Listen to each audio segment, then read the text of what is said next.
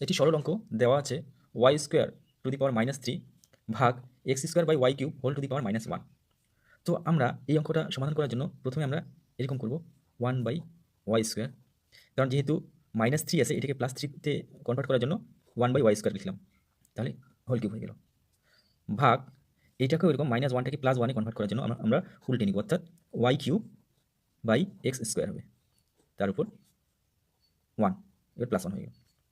তাহলে এখানে আমরা কী পাচ্ছি, 1 কিউব আর ওয়াই স্কোয়ার আর কিউব গুণ করলে টু দি পাওয়ার 6 হয়ে যাচ্ছে, ভাগ এখানে হচ্ছে ওয়াই কিউব নিচে এক্স স্কোয়ার। এবারে সমান সমান দিয়ে তাহলে এখানে হচ্ছে 1/ওয়াই টু দি পাওয়ার 6 গুণ ভাগটাকে গুণ করলে উল্টে যায়, তাহলে উপরে হয়ে যাচ্ছে এক্স স্কোয়ার নিচে ওয়াই কিউব।